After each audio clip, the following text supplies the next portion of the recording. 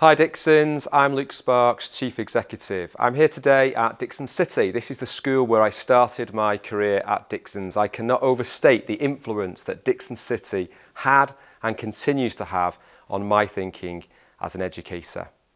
For me, Dixons City is the home of self-determination, and I hope to share today how clear that link is between self-determination and understanding our purpose. So thank you for watching this video. Please do subscribe to our platform, dixonsos.com.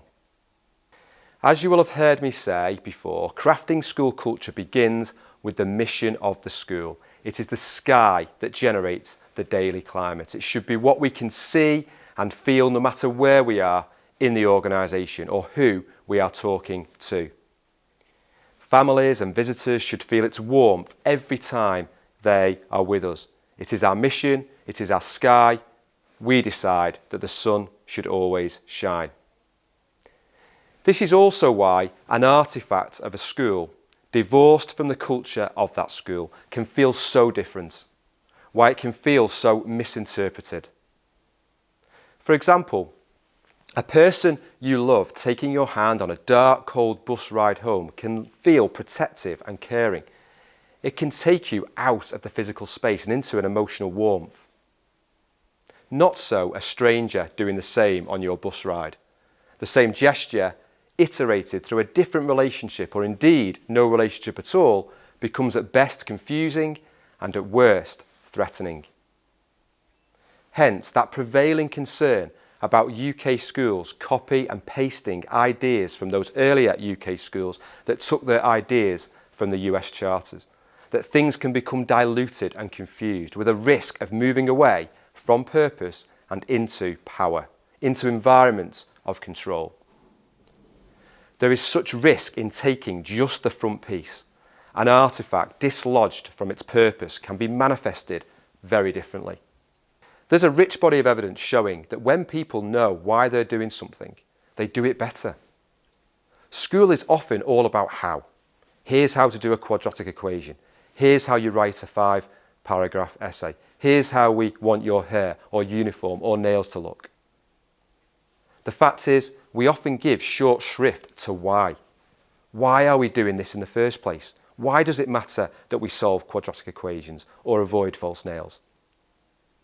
The simplest, most effective performance-enhancing tip for any organisation is for the people in charge, whether they're teachers or principals or corporate managers, to have 2 fewer conversations in a given week about how to do something and 2 more conversations about why they're doing it. Responding to the why question is especially important for children. When children ask, why are we doing this? We often dismiss it as an annoying question when in fact it's a pretty damn good one. At Dixons, we endeavour to share everything with the children and our families. Everything is explained and purposefully over-rationalised. Reasons are given for every decision. It's about purpose, not power. Importantly, this is not about lowering expectations. We need to create a sense of belonging in our schools with shared norms and rules, and we shouldn't make presumptions about what will offend. We need to open the dialogue, to listen with authenticity and be informed by what we hear. 2 schools with identical rules and serving identical communities could end up in very different places, dependent upon their ability to generate reciprocity with their communities. Sincere empathy, warmth and care reduce the risk of not being inclusive. Artefacts do not generate culture, they are a result of it. Just so, we can write a series of statutory tick boxes, policy statements or guidelines to support our most vulnerable. But until the mindset of high expectations permeates every decision, every day in a school, we will only be creating a safety net, not accelerating progress. This is why we speak of purpose, not power. An action, say a behaviour policy, that is divorced from its purpose is a risk. Understand the purpose, and you can understand the nuances required to meet children where they are, appreciative of their circumstances and perhaps their protected characteristics. Power is blunt, purpose is complex, appreciative and evolving. At Dixons, our core values of working hard, being good and being kind permeate all that we do. These core values underpin our schools, who each iterate them independently, just as core powerful knowledge underpins students' learning. However, without a strong culture, irrespective of how successful it appears in design, our curriculum will be squandered. When you have a really strong culture with extremely high expectations, students work hard in school and at home. They know how to achieve their high aspirations. They enjoy being challenged. They are intrinsically motivated. Sustaining culture is not an intellectually sophisticated endeavour. It is about being willing to do the mundane tasks every day, finding the energy to maintain expectations every day, and caring unconditionally. We consider no individual element of our practice to be revolutionary. However, what others have said is revolutionary is our commitment to self-determination that increasingly our schools frame as our drivers. Compliance is not enough. It's our drivers that cultivate true motivation and engagement that lasts. What we so rarely get time to share is how central our drivers or self-determination are to the accelerated progress of our lead schools and the transformational journey of our schools at an earlier stage in their journey. Our commitment to purpose, not power, is shown through our development of students' intrinsic motivation through mastery, autonomy, and purpose. Thinking famously outlined by Dan Pink in his seminal work, Drive. While the mission and values safeguard our culture and expectations, it is the drivers that motivate us all to meet these high expectations with determination and rigour. They are the fuel to our fire. As our trust continues to develop and mature, so have the drivers become increasingly the imperatives for understanding purpose, not power. They are, in a sense, our slow burners. Mastery is the urge to get better at things that matter. This speaks to our willingness to consider deeply not just what to do, but why. Then we share it tirelessly. We over-communicate with our children, our families, and our teams. Everyone knows and understands the reasoning, the purpose, and everyone has a voice, which is, of course, grounded in autonomy, the drive to direct our own lives. Through autonomy, our children learn how to express their thoughts coherently and in a way that leads to being heard and making change. Purpose, not power, loves challenge. It embraces it, and we teach our children explicitly how to engage through self-determination. Everyone, children, families, and all team members understands our purpose, the drive to connect to a cause larger than ourselves. Those who have visited our schools recognise that our structures liberate teachers to teach and students to learn because students know why we do things, they buy into them. To us, really involving children in this thinking has been key to helping them be intrinsically motivated and able to direct their own learning and ultimately their own lives. As such, we talk explicitly about the 3 laws of mastery: pain, flow, and growth. The path to mastery is not lined with rainbows. Learning can't always be fun.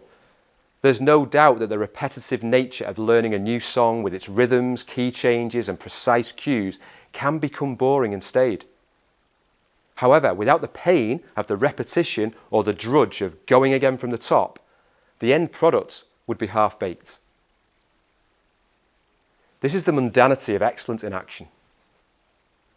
The same deep appreciation of the learning journey applies to conduct just as much as curriculum. Without going through the hard yards first, the student cannot achieve a state of flow. A student in the flow is experiencing joy in their work.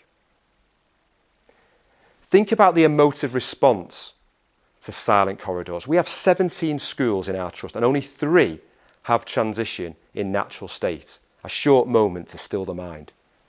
And yet it is a point of really impartial fascination for so many.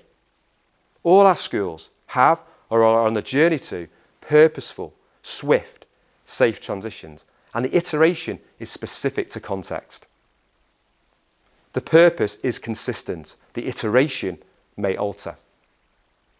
And in those 3 schools where the children are supported to transition without talking, There are offset lesson times and open classrooms. There are reasons to be quiet. In one, the building was never designed to be a school. It is tall with narrow corridors. As such, students line up at the end of every break and walk in natural state to their lesson. However, other parts of the building, like the library and the heart space, are noisy and intentionally foster collaboration. No more than social norms appropriate to context, many and varied and specific and explained, just like in life. There are reasons for the quiet. There are reasons for the noise. There is a purpose. And everyone knows them, and we talk about them lots. And incidentally, one of the schools that is more established is one of the most oversubscribed schools nationally. So the purpose must translate to lots of children and families. One of the emerging narratives from the American Charter movement was that schools were somehow saving students from their community. In this context, that line where purpose shifts to power becomes supercharged. This saviour message is challenging in that it does not foreground respect for and the critical relationship with a community. Perhaps this is the origin of the thinking that has transitioned more recently to accusations of paternalistic racism and the ugly idea that the majority race has the right to define what is good for the minority race. By contrast, at Dixons we talk about doing what we do in service to our community, not in spite of it, and we live this. For example, how often when visiting a school or talking about extraordinary progress is this foregrounded with anguished statistics evidencing the perceived suffering of the school's community? We make a conscious decision about this and we do not do it. We need to be able to articulate the purpose of these decisions. Great thinking loves challenge, and if something has been considered deeply and articulated with simplicity, the purpose can be shared. As such, the rule and its application becomes an act of reciprocity and respect. We live purpose, not power. We explain why to our families, to our children, to our community, and we consult. We don't just look at decisions through the lens of how this will be interpreted by our community. We ask them. And we do this without lowering expectations or drive or commitment. Power will never get us to where we need to be. Purpose is our accelerator. I hope you found this video useful. Don't forget to like this video and subscribe to our channel. I look forward to seeing you soon.